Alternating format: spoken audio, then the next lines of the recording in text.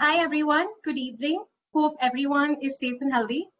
We're delighted to have over 400 people sign up to join us today from across Asia, Europe, and America. Thank you. As you may know, since India's lockdown, the Penn Clubs of India are running a Penn India virtual speaker series. I'm Aarti and I've been co-leading the Penn Club of Mumbai since 2018.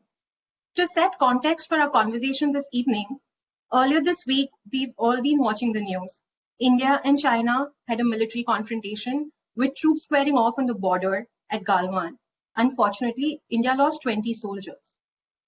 Since Donald Trump's election, the ongoing US-China trade war has impacted the Chinese economy. But on the other hand, China has just marched on with its Belt and Road Initiative in Asia, Africa, and Europe.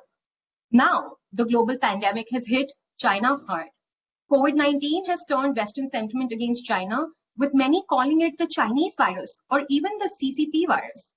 Almost every country is at least talking about shifting manufacturing out of the workshop of the world to some place else, or maybe even transitioning to becoming completely autarkic or Atmanirbhar. Mexico, Vietnam, Thailand have been some of the countries that have beneficiaries of this manufacturing shift so far. India, her cheap labor, geostrategic location, democratic tradition, and English-speaking populace could be a viable alternative. Can India step up as China slips? It's going to be a very simple and clean format today. A discussion on the intensifying India-China rivalry for about an hour or so, followed by an audience question and answer session for about 30 minutes. Some quick housekeeping things. First, all the attendees are on mute and the videos are off to manage bandwidth. If you can see, you have a slider at the bottom of your screen that you can move to adjust your screen view between the deck and the presenters. Second, the Q&A box is enabled and you can send your questions there. I request you to please refrain from asking more than one question each. Our team is monitoring the box and will curate them for the audience Q&A section. Third, you can also see there is a chat box and we welcome you to have a discussion. However, we urge you to keep the discussion respectful and dialogue extremely constructive. Lastly, of course, since we are almost everywhere working from home in India, in case we have technical or connectivity glitches, please bear with us.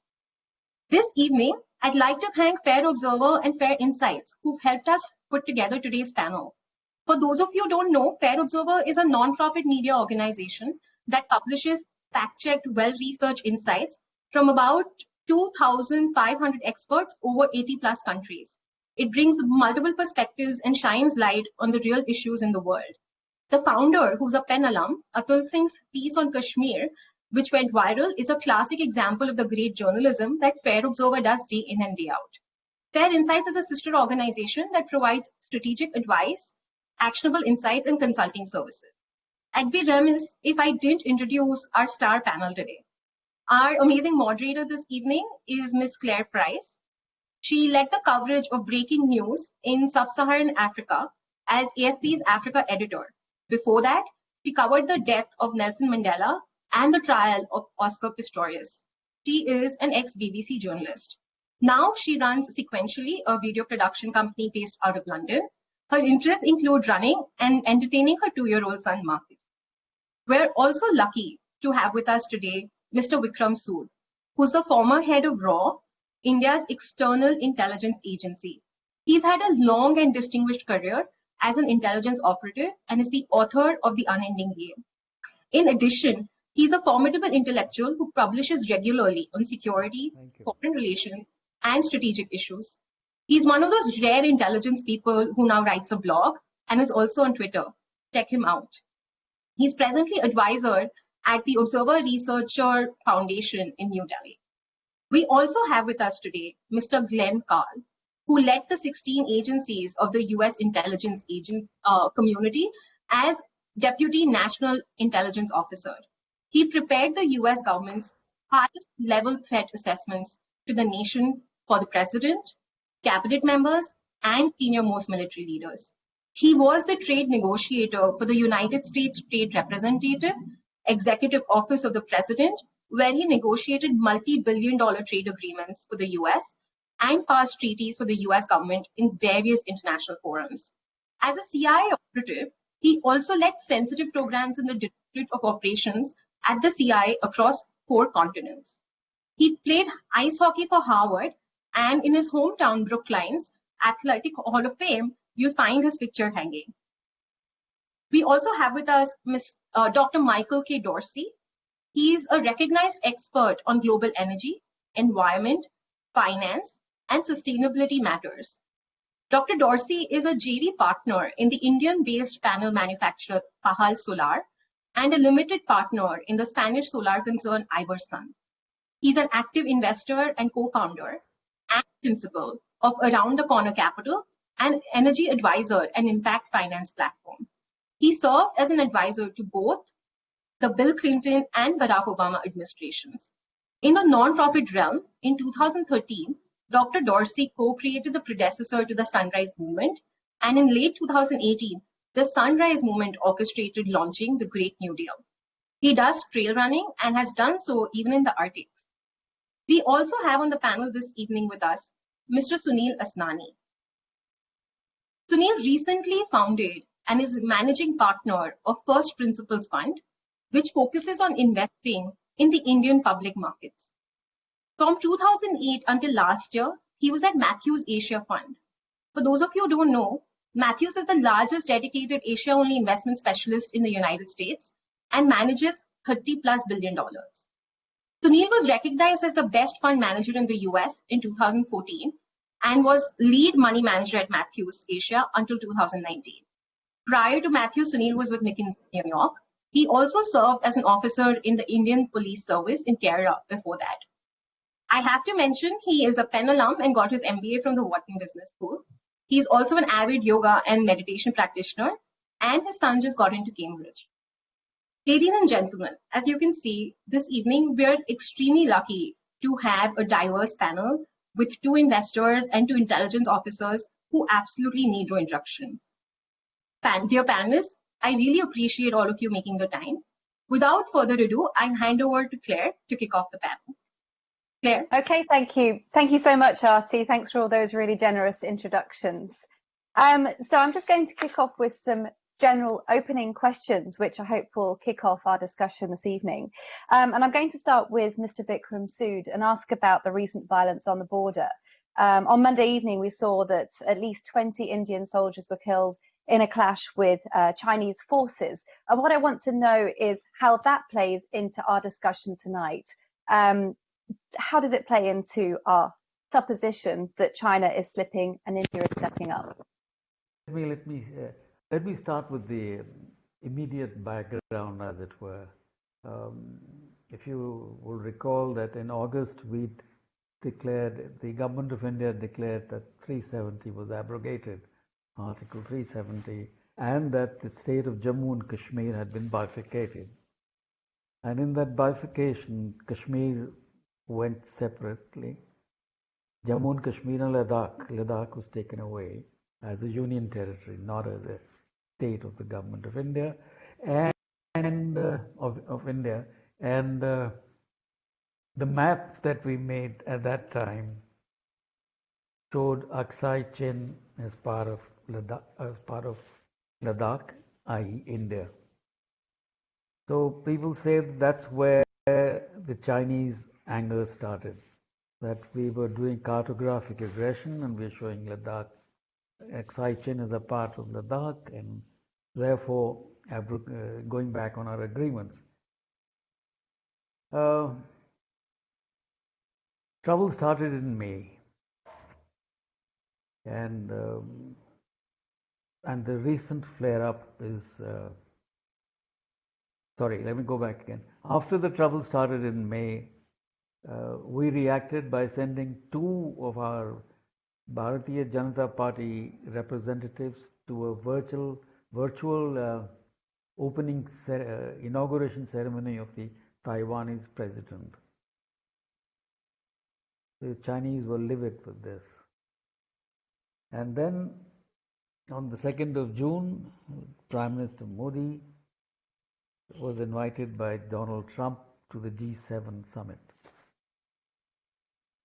These 2 factors, I think, have annoyed the Chinese further. And to my mind, June 15, when the latest flare-up took place, where 20 of our soldiers are supposed to have died, and some claims say that 43 Chinese have been killed also. Well, one wouldn't go, let's not go into the details because we don't know how many have died and all. But this is a most significant flare-up in our India-China history since 1967, when we had the incident in Nathula in Sikkim and 400 Chinese apparently were killed. Since then, the borders have been relatively quiet and we've not had this problem. The Chinese, one is everybody is speculating why the Chinese might have done this, why they've done it now, and why, what is the provocation? Is it diversion from COVID? Is it diversion from taking opportunity hold or to show India down?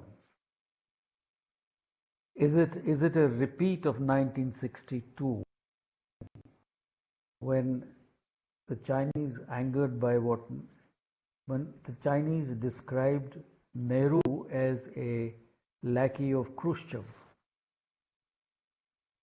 and now they're saying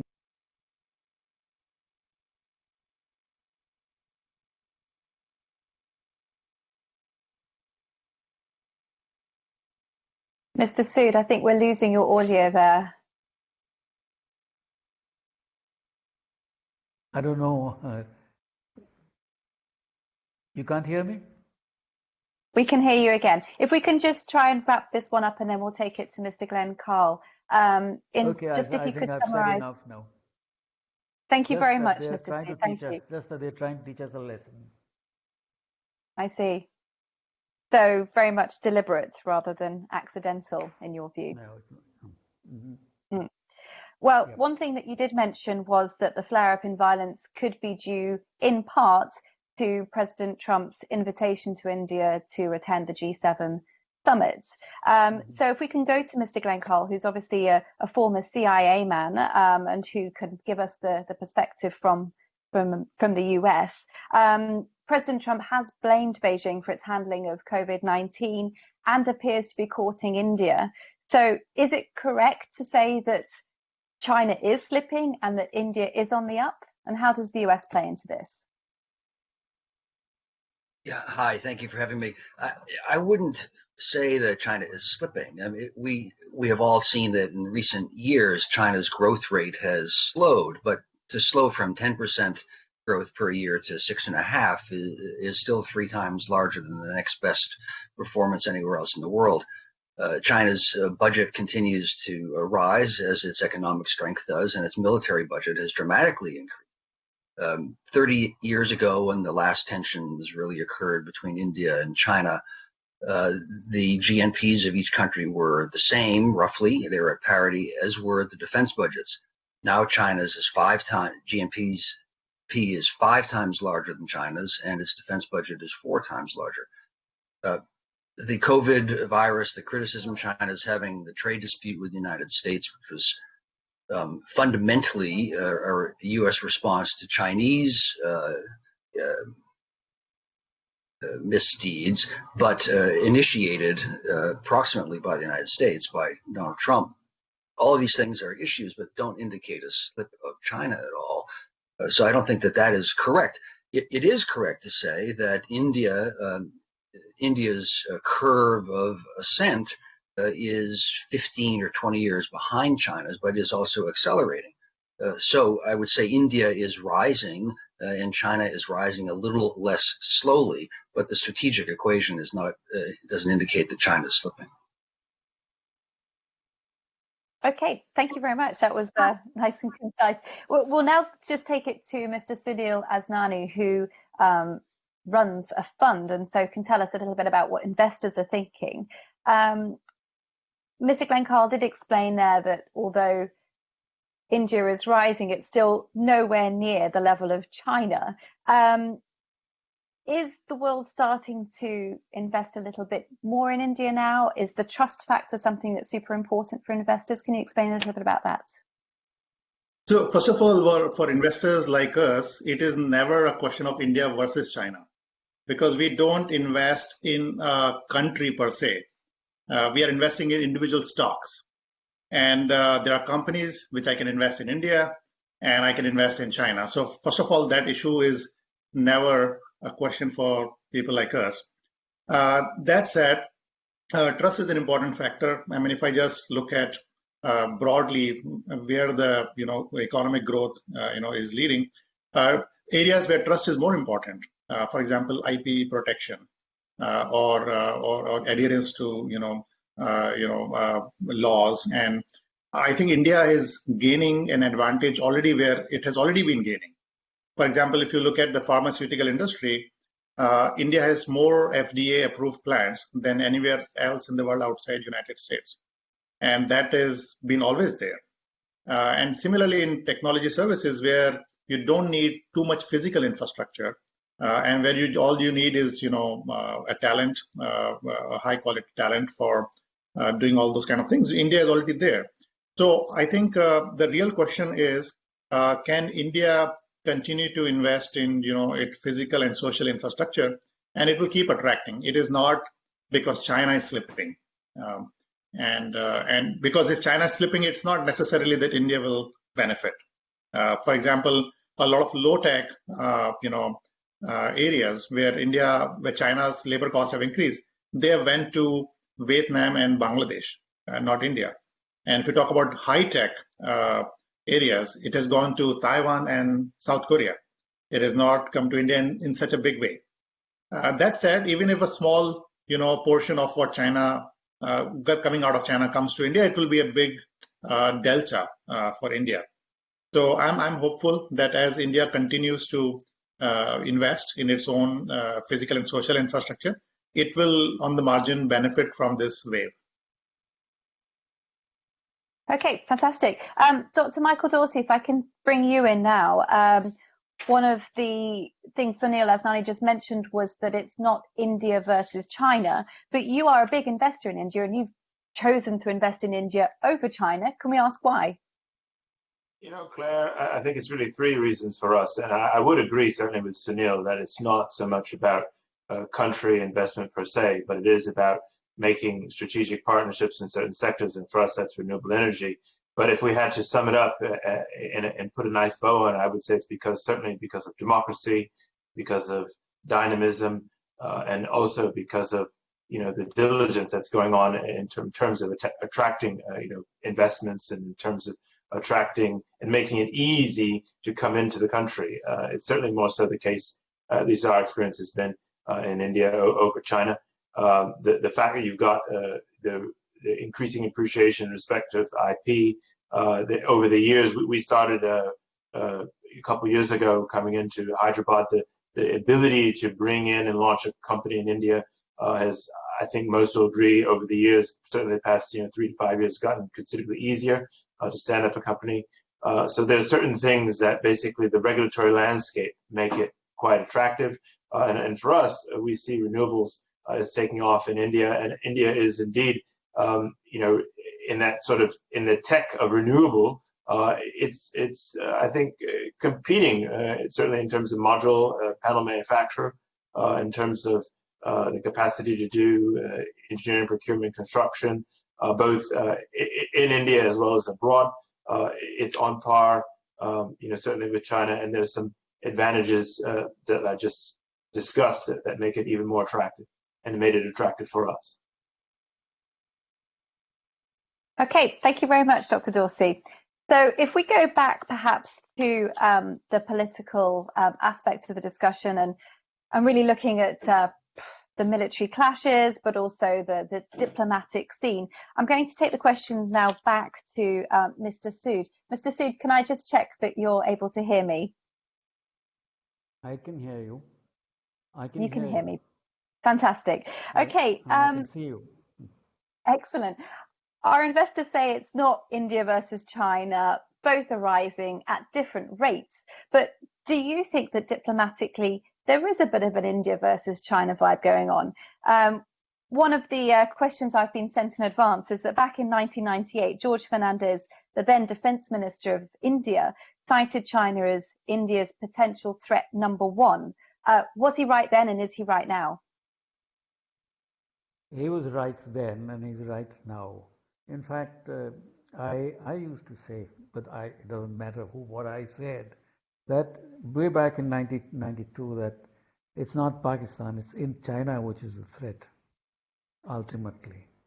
And we have to be careful about that aspect. However, it's not that that India threatens China militarily, but we get the feeling that China feels that we're a threat to them by being different, by having a system of governance. If that is successful along with an economic success, then their model of governance would be shown up. They wouldn't want that to happen. Besides, China is a revisionist, expansionist power. They would like to have. They've been showing what they've been doing in the neighborhood, the slicing in Vietnam, in the South China Seas, to Japan, Taiwan. So by nature, they're going to be offensive, aggressive, acquisitive, and we have to deal with that. And I also would like to add that, yes, it need not necessarily be India versus China. We would like to think that we have enough space, but China will not give us that space.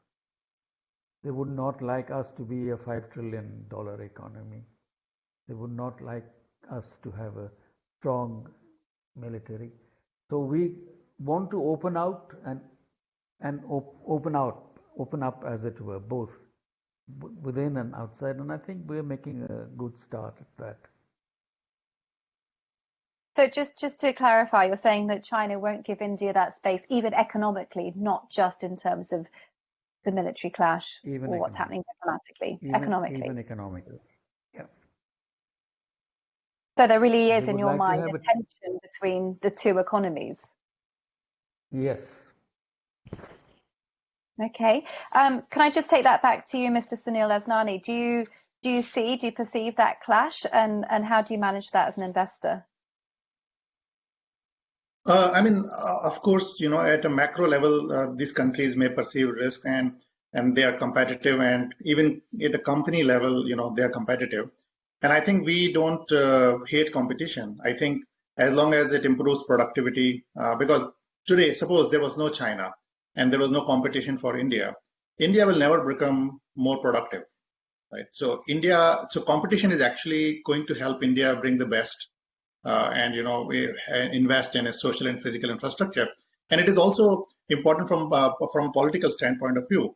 Suppose all the jobs move to other countries, then it creates a political pressure on the government to invest in areas. So I think in the long run, as long as we are able to maintain a non-violent tension, in the region, so that we are able to invest in areas which are long-term.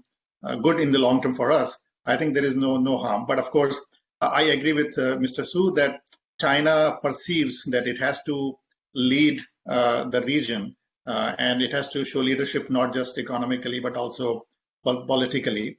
And there might be such tension, but as long as we all have nuclear capabilities, I don't think we will really escalate into a full-blown war. And that said, such kind of competition is not necessarily a bad thing for both the countries. Okay, thank you. If I could just now go to Mr. Carle, just to pick up on that point that Mr. Asnani doesn't expect this to turn into full-blown war, but is there, in this Asian context, India and China face the Thucydides trap? Is war inevitable? Oh no, gosh, war is not inevitable, but it is a real danger. I mean, I think something that Mr. Sood and I, and probably all of us who have worked in an organization, but certainly in intelligence, will note or have learned is that a lot of what we tend to attribute to strategic actions by an adversary or a rival is really an ad hoc planned series of events that then lead to unintended results. So this clash, we don't know why the clash occurred in the proximate reason. The strategic reasons we can see pushing the tectonic plates of each country against each other. But frequently, things can't be controlled over and over. So there's a real risk of war, certainly, and in particular, given the changing international order. There's nothing more dangerous than difficult rather, than trying to maintain an equilibrium. When there is a hierarchical arrangement between states or among states or individuals, things might be unpleasant or pleasant, but they are relatively more stable. Maintaining an equilibrium is very, very difficult. And here we have a changing order of power for China and India, along both countries and along the border, and internationally, as the United States, certainly under the current administration, recedes from playing as activist a role and is incapable of doing so in the way it did during the unipolar moment of the last 30 years, say. So there is a real risk of clash that spins out of control. It's not in the interest of either party. Neither party probably wants it, but both parties, and certainly China at the least, is expansive in its conception of its rightful role. I just conclude with two things. I think there are two changes from the broad scope of history, meaning going back 500 years and more. From China's perspective, it's simply returning to the natural order of things, where the Middle Kingdom is the supreme arbiter of all relations. The change, however, from 500 years ago, is that this time China, for the first time in recorded history, in human history, is taking interest beyond its borders in more than a perspective that would accept tributary relations. Now they are playing an activist role beyond their borders. That's destabilizing by itself. Just a quick follow-up question before we then go back to Dr. Dorsey. Is a clash inevitable between the US and China? Tensions are certainly inevitable.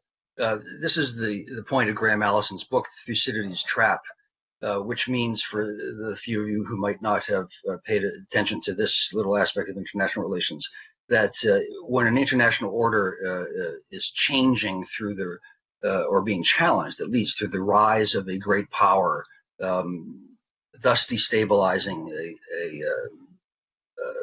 the status quo, is war inevitable. And the analysis of history going back 10,000 years is that there have been 25, I think, instances when the international order has changed because of the rise of a or several great powers. And I think it's in 16 or 18 of those 25 times a major war has ensued. How to avoid major war? It's how both parties respond. Great Britain and France didn't respond particularly successfully with the rise of Germany. Will the United States respond well? But it's Beijing and Washington fundamentally which will decide how this plays out, and it's not a given at all. So there is war really possible, but it's also quite possible that wiser decisions will be made, and what's in everyone's interest will be successfully pursued, just to avoid a catastrophic clash. Okay, thank you. Dr. Michael Dorsey, if I can come back to you.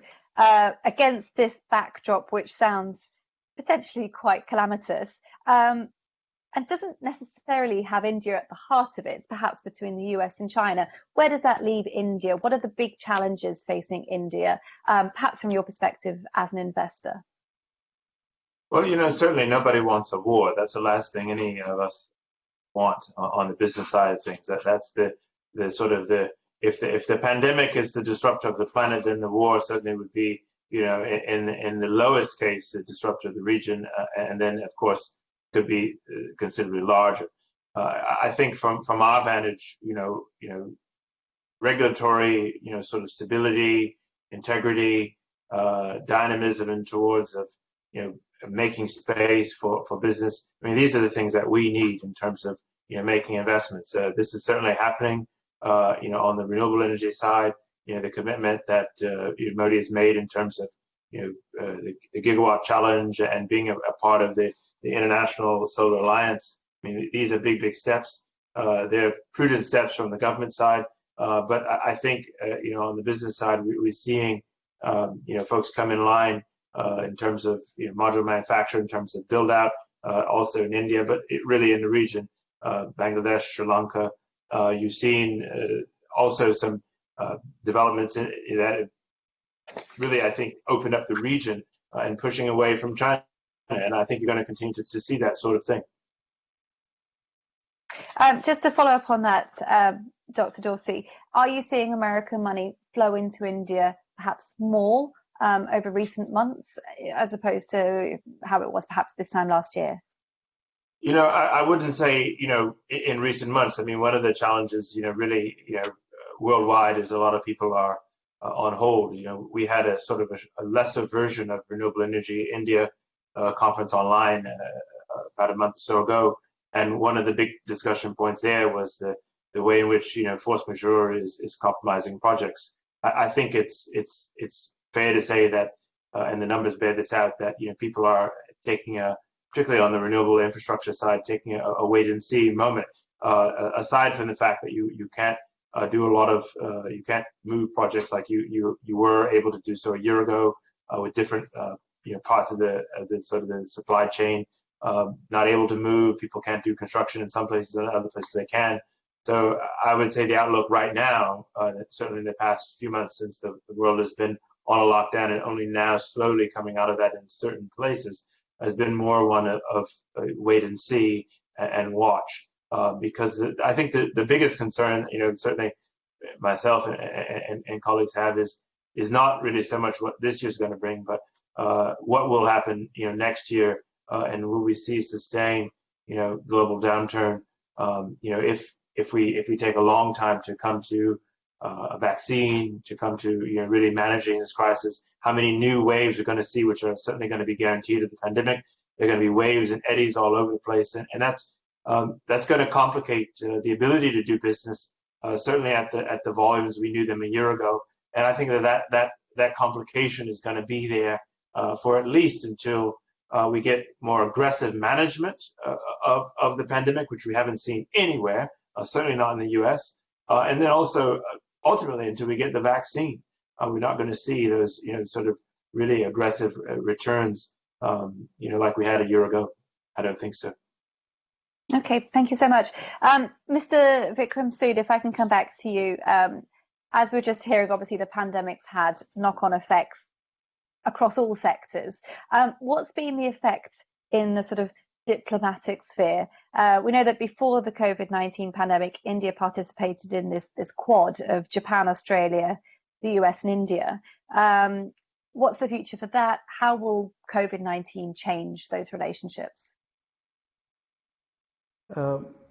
Even before COVID-19, we noticed an aggressive Chinese policy throughout last year.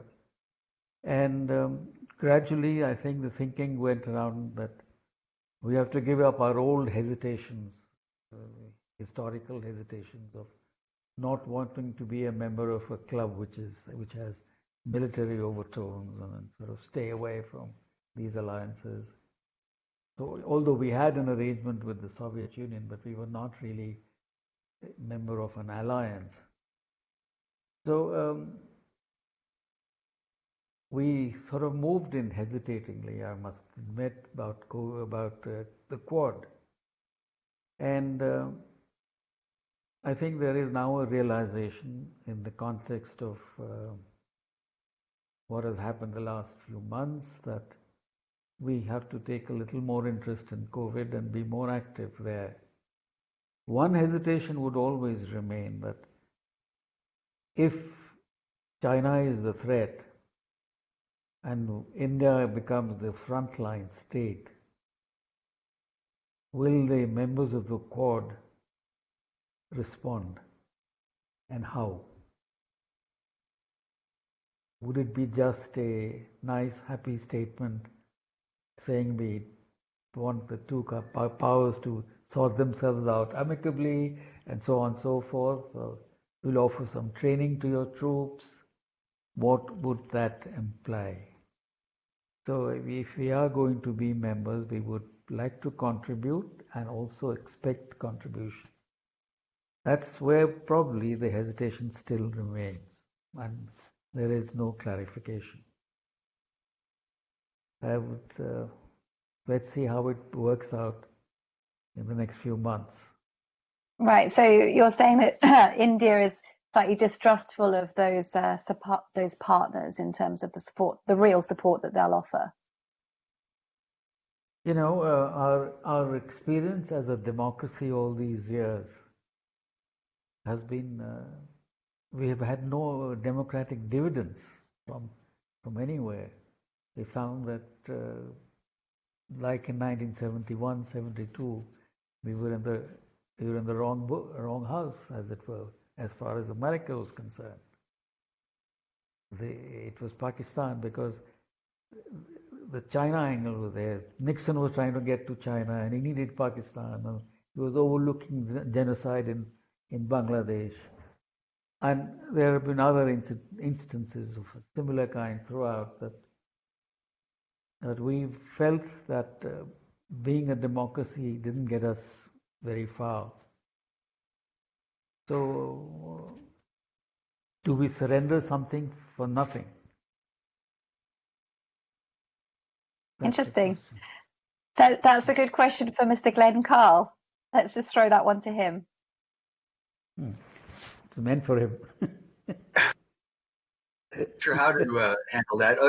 I would say that democracy, much as I would like to believe that I've devoted my life to serving it, is in U.S. policy decisions, specifically with regard to intelligence operations, but broadly speaking,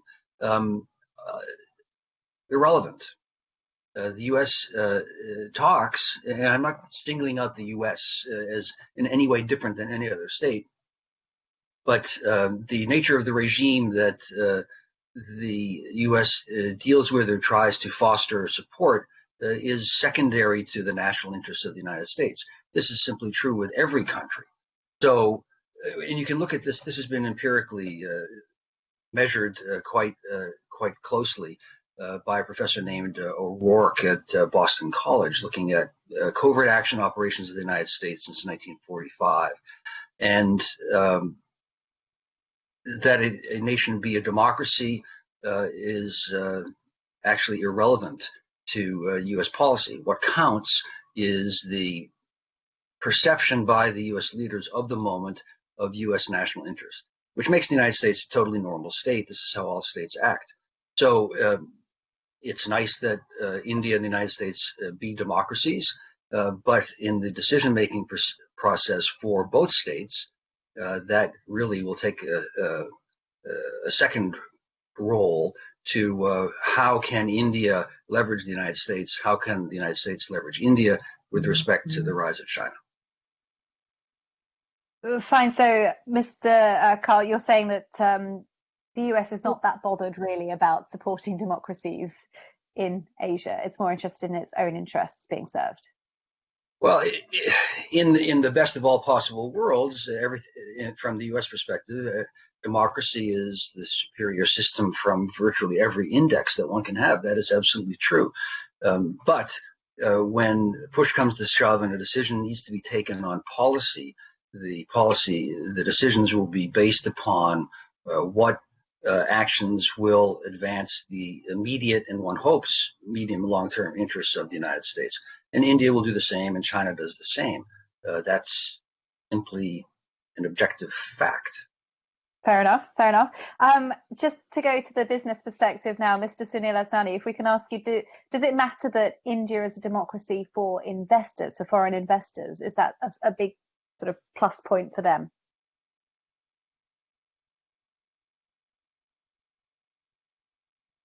Mr. Asnani, I don't think we can hear you. Yeah, can you hear me now? Yes.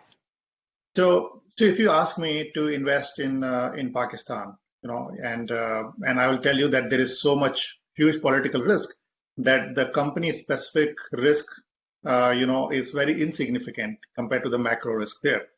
And even though, and that said, India is a democracy, but still, even in a democracy, I don't feel investing in 80% of the stocks. So this democracy is just a bare minimum thing.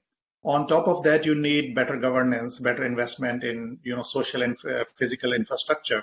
So that's a bare minimum thing. And in China also, the companies that have succeeded are those which are less immune to interference by the state, and where they can they can scale up much more easily.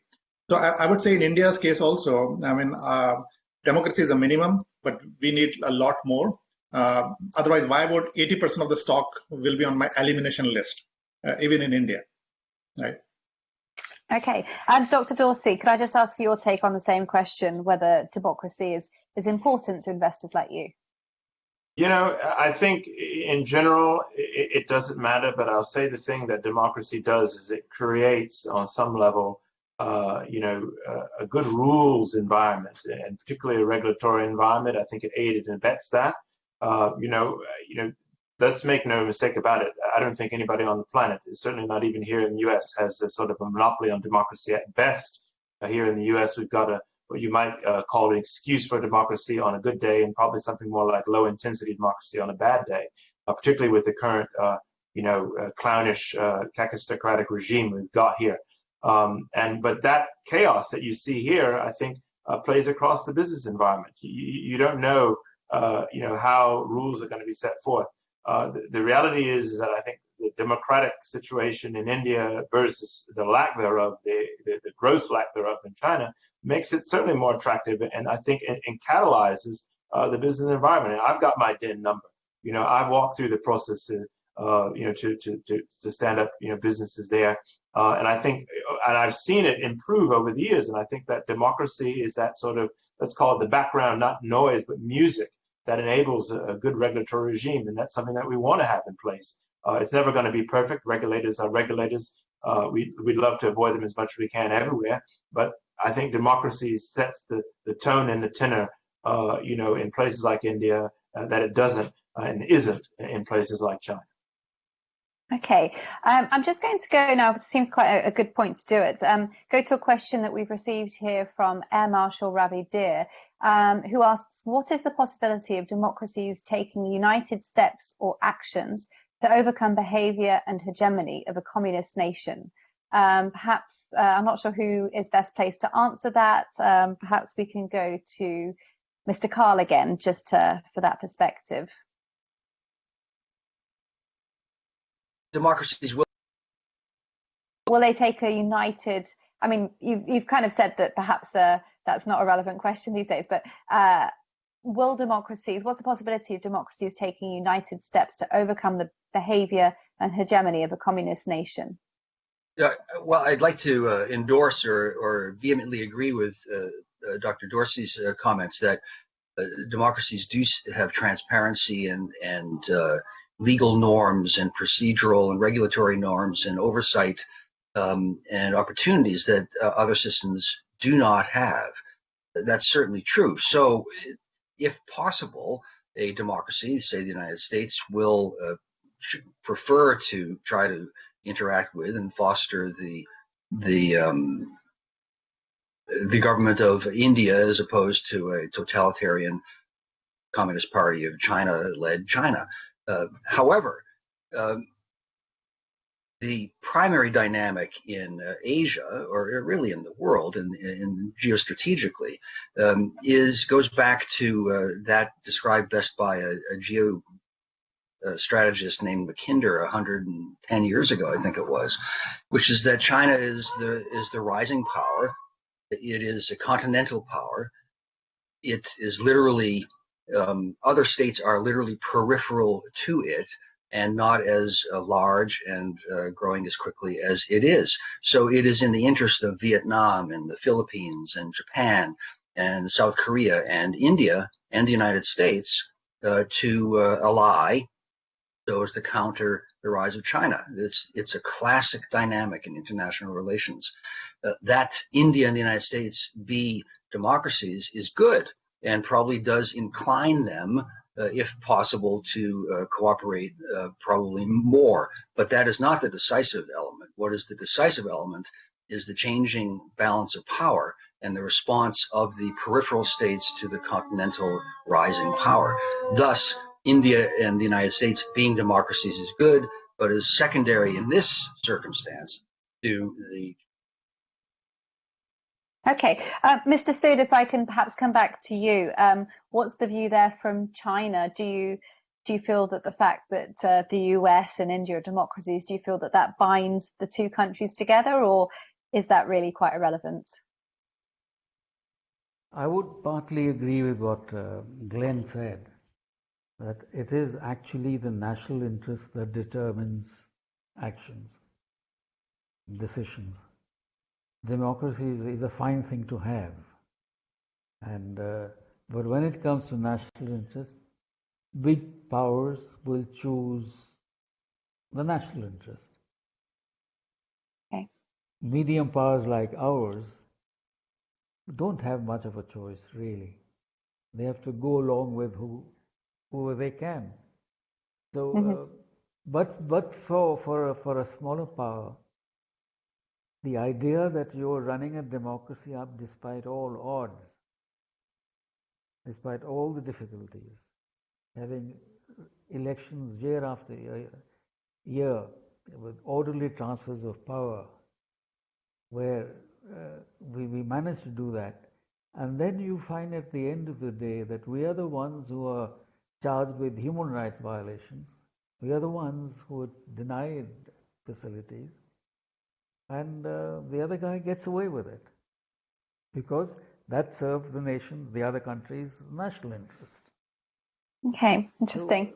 So that's the dichotomy that we have. Well, it's a reality. That's real politics. Well, that's what we have to deal with. Okay, Mr. Sood, while you're there, I'm going to pose another question to you that we've received from our audience here.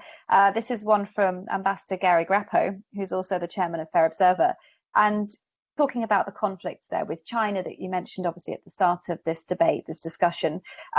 What are the resources at stake in the area of that current conflict? Is it about water, or is it about something more? Well, the rationale that the Chinese have given is that it is their territory, and that we are by building a road there from Daulat Beg Oldi in the north down to well, I forget the name, further south. We're endangering their security. That's the reason they're given. Actually, it is just a show of force. To me, it is just a show of force. They want to put us down. Now is the time. Everybody else is distracted. So another distraction won't hurt. Besides, it gives them another upper hand on Pakistan, because Pakistan is enjoying this. So it helps them get a better hold on Pakistan. They will realize later what they're in for. Okay, just taking again, well, as we have done, the implications of that clash on the economy. This is a question from Rianton Mehta, who, apologies for the pronunciation, entrepreneur and philanthropist. What impact will the recent confrontation between India and China have on the economy? If I can just ask that one to Mr. Sunil Asnani. Well, I don't think there is any long-term impact of this, because these clashes keep happening at the border all the time. I think the bigger impact is because of the recession created due to COVID. I think that this particular kind of clashes we have always had, even with Pakistan. And at least in this, there was no gun violence. And of course, I mean, there was violence is all bad, but it's not as bad as we have had on the other side. And I think China is India's largest trading partner. I don't think they can afford to escalate this into a full-blown war for both sides. I don't think it's a good thing, and I don't foresee that happening. Okay, fantastic. And if I can bring in you, Dr. Dorsey, this is a question from Arti, who obviously kicked us off this evening. She's asking, what about the currency implications? She says, the US is the reserve currency and China holds a ton of it. China is now introducing its own digital currency. Where does that leave India? Well, I think, on the currency side, we're going to have to really wait and see. I don't know, and most folks, the question is still out on digital currencies. So that's a long question. I think, look, the reality is that the U.S., as it slides into some of the deepest debt in its own history, this could certainly have implications on the dollar. That hasn't taken shape and played out just yet. Lots of folks are forecasting, deep downsides, but that forecast has been sort of hanging over the dollar for some time now. So we're going to have to wait and see. I mean, I think in the end of the day, debt aside, if you could believe it or not, it's an issue of trust. And, are you going to be trusting renminbis or are you going to be trusting dollars? I think there's nothing to debate there. So aside from the stack of the debt, but I think we also have to see what happens in this coming election. You've got obviously some incompetent characters at the top, and that may or may not play over or continue over if we have a continuation of this regime. Who comes in is going to have a lot to do with the sort of the more medium-term issues. But in the short term, I don't think that this is going to play out. Okay, thank you. Mr. Sood, if we can come back to you to talk about the sort of geopolitical situation. Again, this is a question that one of our audience members sent in before we started talking. But they said India's strategic establishment has been diffident towards China. India and China were considered economic equals until the late 1980s. Despite that, India never pushed back on China. What do you think explain India's diffidence? And do you think India can step up now? Oh, that's a good question. And yes, we have been very sort of hesitant to take action where we should have. But that's also because we say China and India were on par in the 80s, and then they surged ahead. The 80s and the 90s were very tough years for us. We had insurgency, the Sikh insurgency in India. We had the 90s when we had the Pakistan-led terror in India. And that was the time China was able to surge ahead. After they opened out in the 80s, 90s, despite Tiananmen, we were left behind on our own. In the 90s, we had a series of coalition governments. We had 6 or 7 governments in the decade of the 90s. And there was no continuity of any policy, economic, internal or external. It was living by the day. So we lost out crucial years there. I think it's only now that we are beginning to realize that we should have a voice, we should take action, and the kind of responses we made to what the Chinese did on the 5th of May onwards is perhaps an indication that we're thinking of things differently. We did it with Pakistan in the transborder raids. We are now taking on China, and we want to be treated on par. And 2020 is not 1962. There's a lot of water that has flown, and we are now, I think, in a better frame of mind. I'd put it like that, to be able to take on China. Would you say Let's that there's a hope. new, you'd say there's a new confidence in India these days? There is a new confidence in India.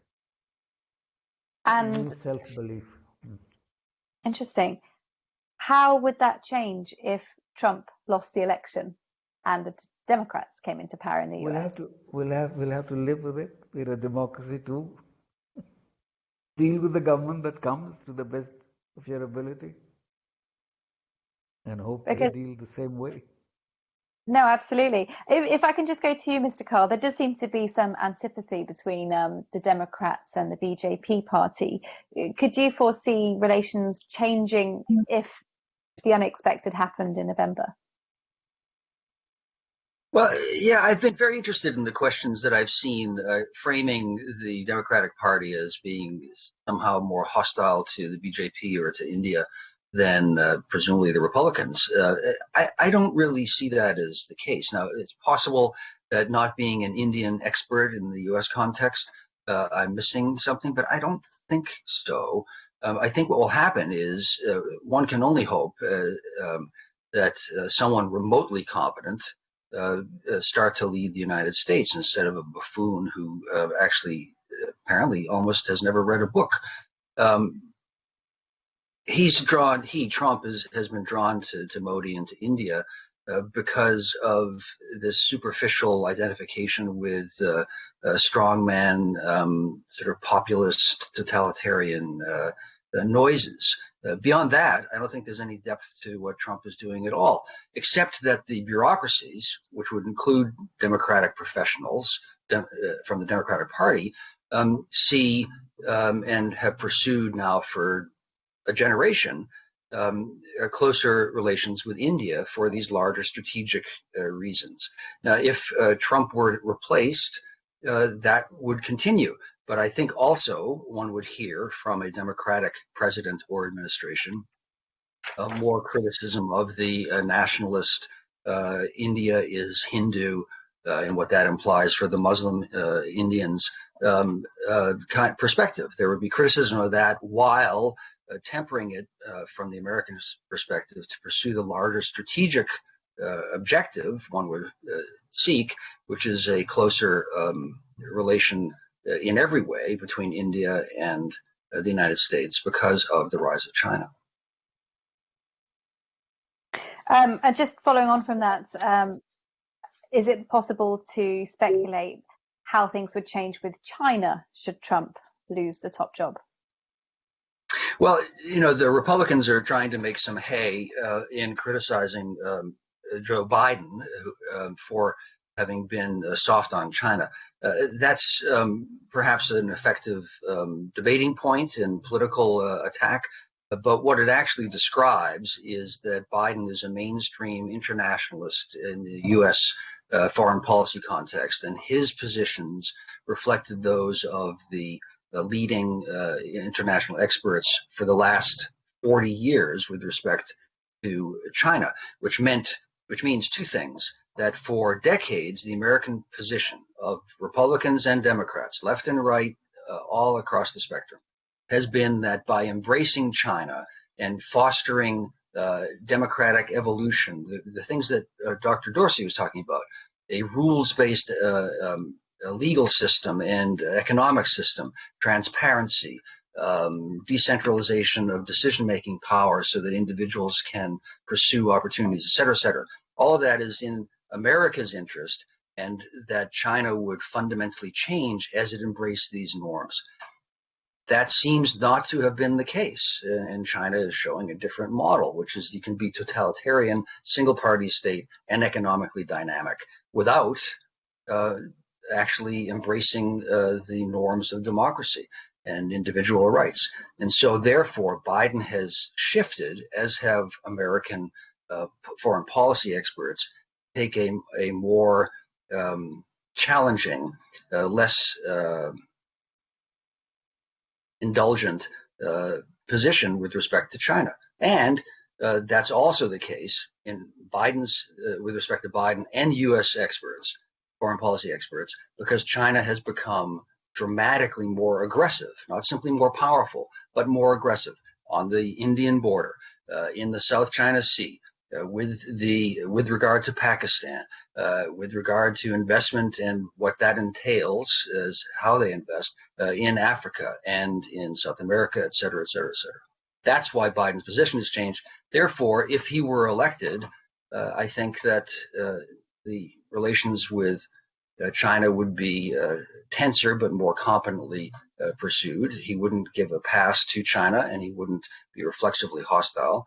And that would be the case with India too. Okay, thank you very much for that answer. If I just can go to Mr. Sunil Asnani again, I'm just going to throw a question from which was just received from our audience. This is also from a fund manager, in fact. Abhinav Rasi, his name is. He asks, if China agrees to go back to the status quo, can it be trusted? Is China not pursuing a bigger plan? Not sure if this is your area, but if you have some thoughts on that.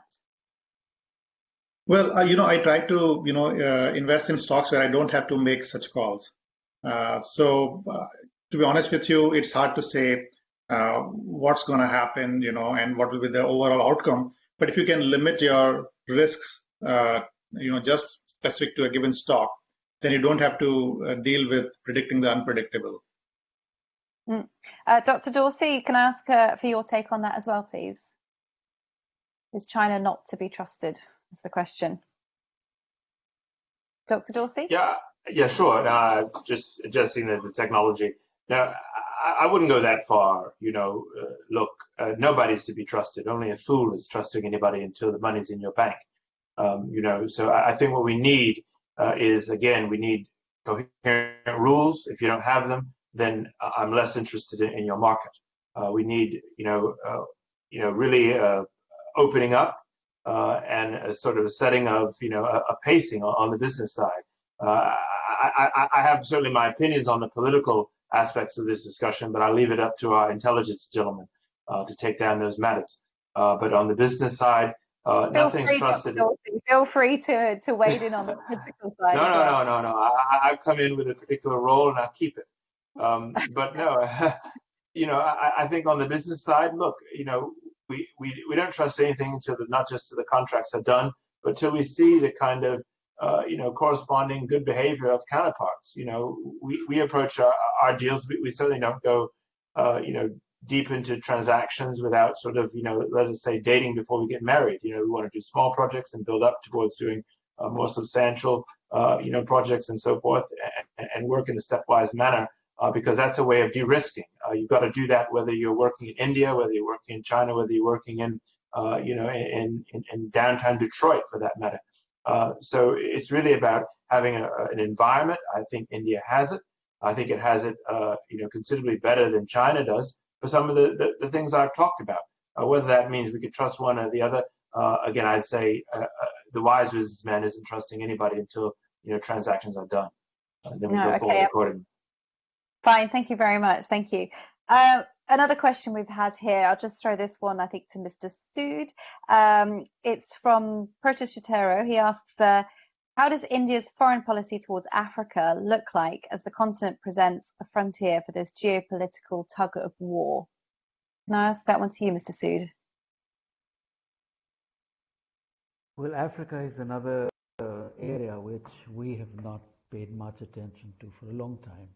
And it's the last few years, I think we woke up that there is something to be done in Africa, for Africa, and also for ourselves as we develop economically. And resources are a problem, markets are a problem. So there is a new look at Africa, and we are paying a lot more attention to Africa. That's all across. East, west, north, south, and it's a beginning. Is that because China has been so active in the African continent? Is that why India is now interested? What's the reason behind that? No, it's also because our need for resources and markets has gone up. We import. I think we import Angolan oil. and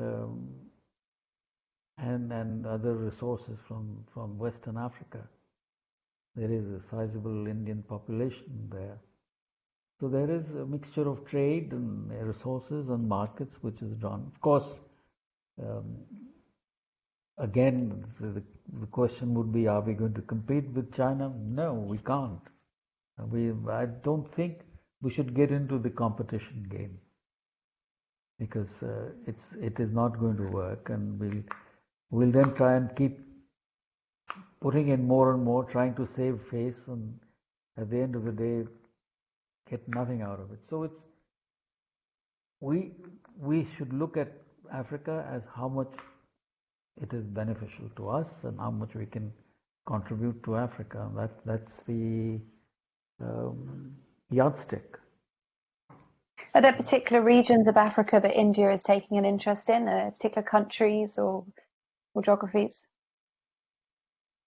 I'm not very sure, but I think it is Mozambique, Angola, Namibia, and the West Coast.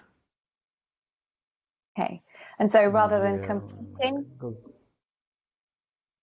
you're looking. Sorry, Sorry, I'm just saying India's looking to work alongside China rather than compete for limited resources. Yeah, I wish we had shown more attention to South Sudan, though. I don't think we did. That's where the energy is. Okay. But they have a right. base, we don't have one. And South Sudan is clearly a difficult place to do business, I would imagine, which takes us back to our business voices. If we can go perhaps to Dr. Sunil, Mr. Sunil Asnani.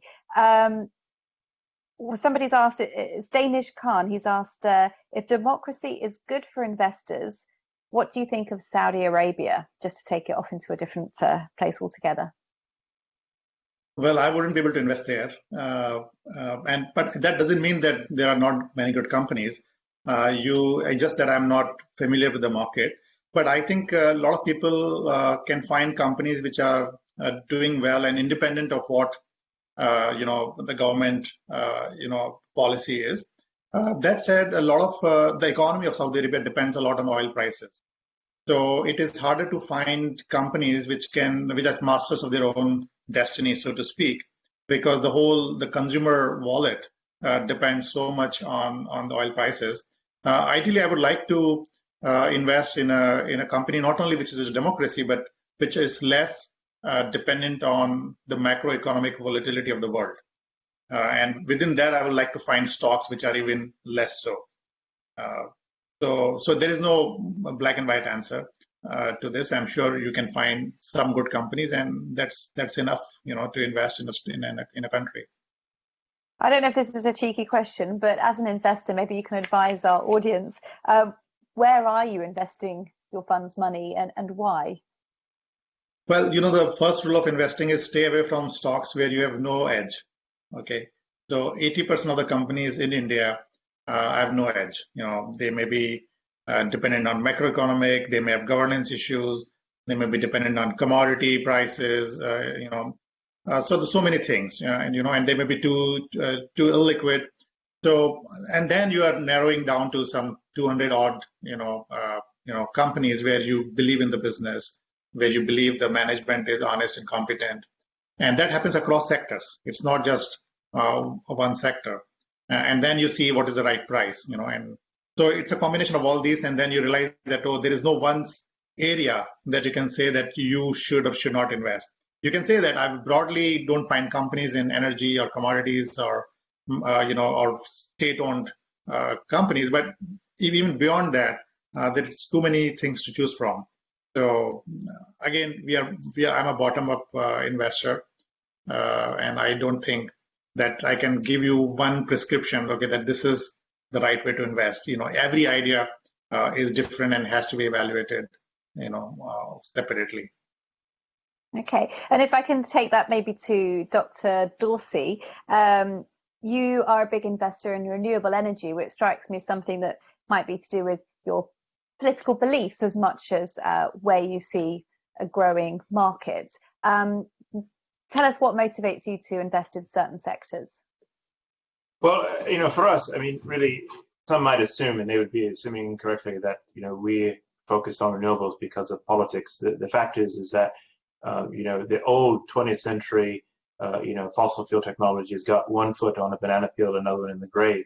And the fact is that we've seen, particularly in the past 5 years, and definitely in the past 3 years, the economies of scale of renewables bring the pricing into being aggressively competitive against all other forms of energy generation. So that's why we're in it, because it's quite lucrative. And it's been the case, and it's going to continue to be the case going forward, but it's been the case in the past 3 to 5 years, and increasingly so, and much more aggressively so, against all other forms of energy generation. So that's the first point on that.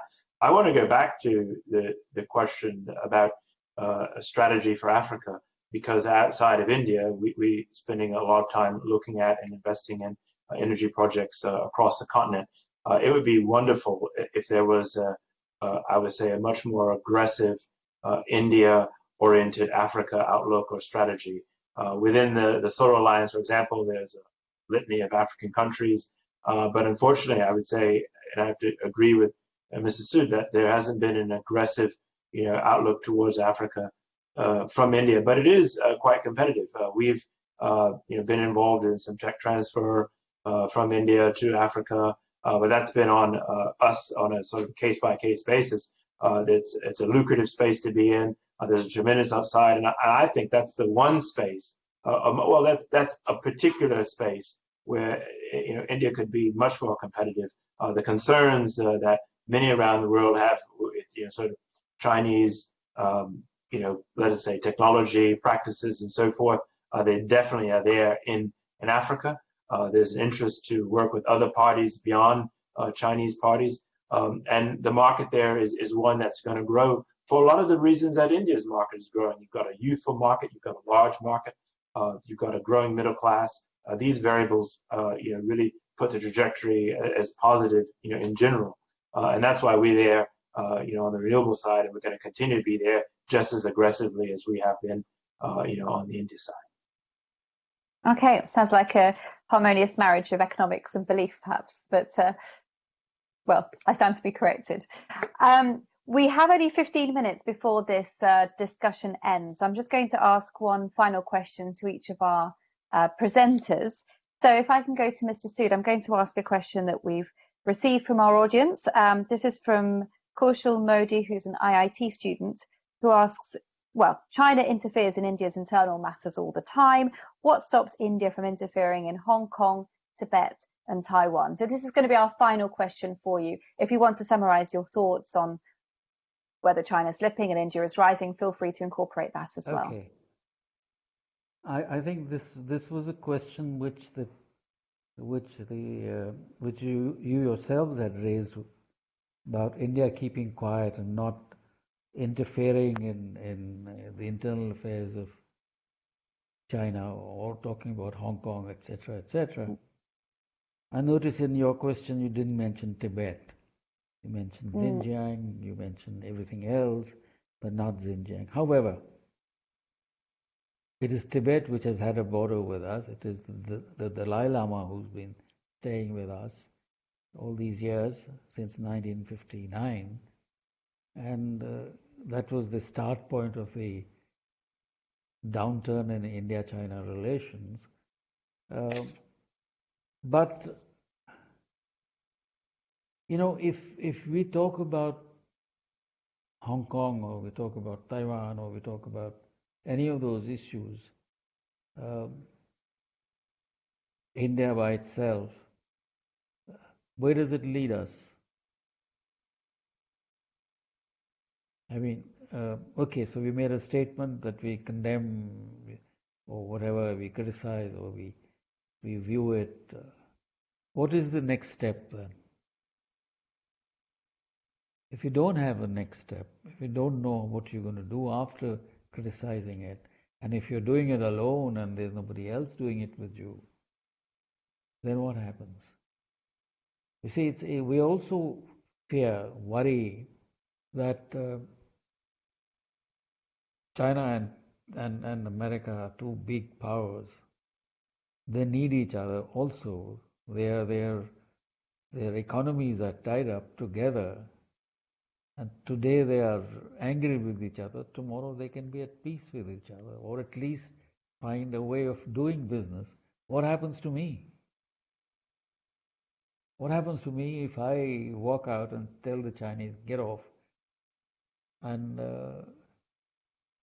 that's it.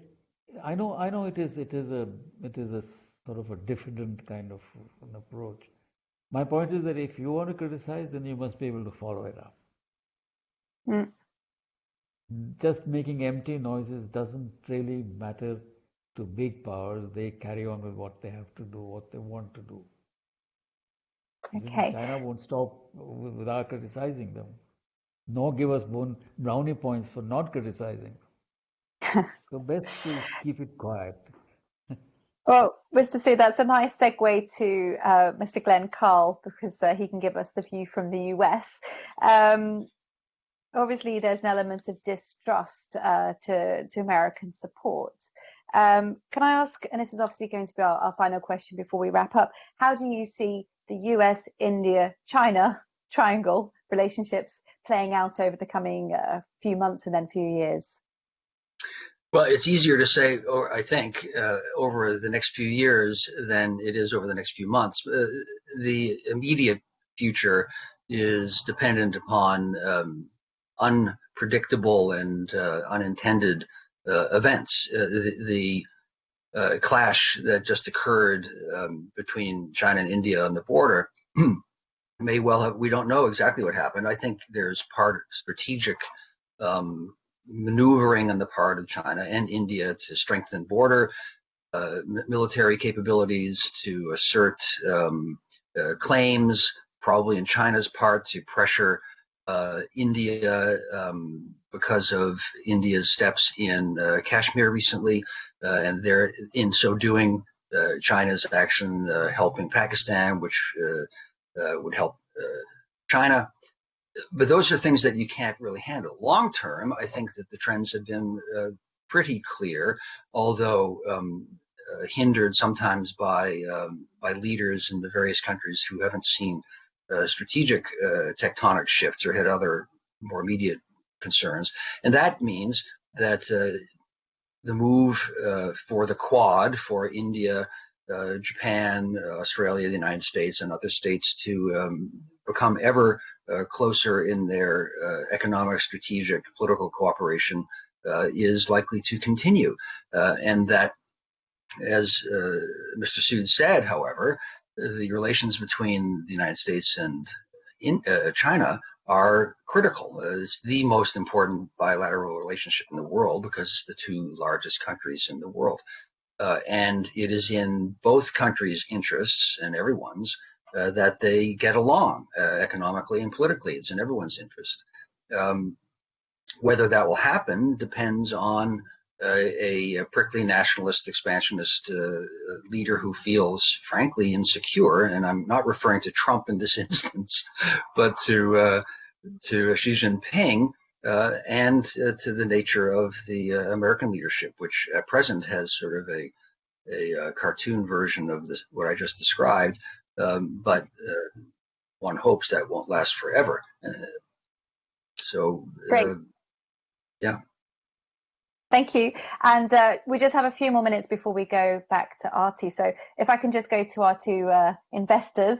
Mr. Asnani, if I can start with you, just your few closing thoughts, if you like, how this geopolitical situation is playing out economically, what your fears are, what your hopes are for the future. See, I'm a long-term investor, and if you think long-term, 20 years from now, India, China, and US, these will be the three most powerful countries in the world. And the way US could not stop China, China is not able to stop India, no matter what. And I think they should accept this reality, point number one. And secondly, in the short term, whatever developments you see, I think it is just a distraction, which is they are trying to create so that we could, take our attention away from the crisis of COVID or the mismanagement of COVID or the economic and unemployment related problems. And that has been the strategy of most governments in democracy also, that they want to distract your attention from the real issues and focus on defense and all those nationalistic issues, so that you don't have to focus on poverty, unemployment, education, healthcare. Those are the core things that nobody talks about. 70 to 80% of the time is spent on these things. So many people die of hunger and unemployment. Just 20 people died on the border, and we are giving so much attention. This is the reason why these news are created and and are fueled, so that you don't have to deal with real issues. Right. Okay. Thank you. And Dr. Dorsey, for your closing remarks, can I just ask again what your hopes and your fears are for future of business in India as an investor? Our outlook is an exceptionally positive one. I'll say, sitting here within the belly of the beast, as it were, the US has been falling in its overall competitiveness year after year. It's now down in 10th place from a previous, position of in the top 3. And that trajectory continues, the outlook won't be as, Sunil was making it look like. I mean, everyone thinks otherwise because of the hegemony of this place for so long. But let us, look into the future, and if we see the same sorts of trends, the failure to be respectful of science, the failure to work and build and the infrastructure that we need on this side, it's going to create lots of problems domestically here in the US, but also globally. And I think really for us, the trajectory is one of looking at emerging markets. Certainly India, that's why we're there. That's why we're going to stay there. And I think the upside really is one that sees India surging ahead in a lot of sectors. And we'll see where it goes in terms of this struggle with China. I think it'll come out just fine, if not on top. Great positive remarks. Thank you, Dr. Dorsey. Okay, Arti, I'll throw it back to you. I think that's all from us. Thank you.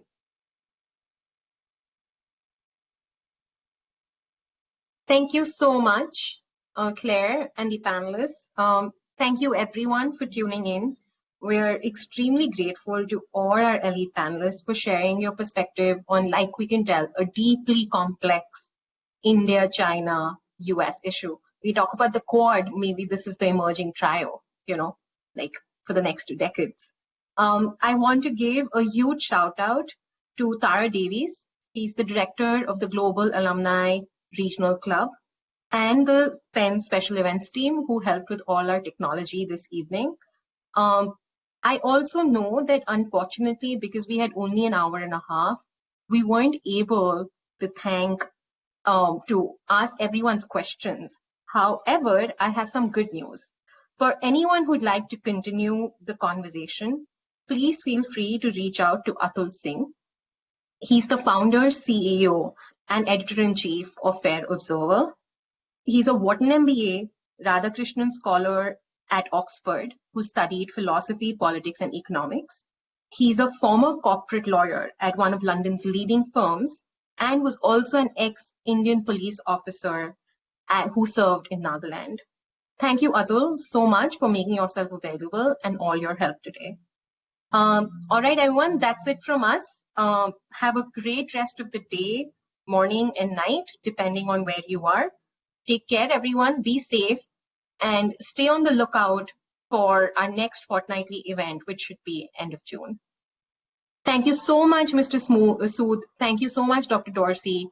Thank you, Mr. Asnani. Thank you, Mr. Carle. And thank you so much, Claire. Bye. Thank you. Have a good night, everyone.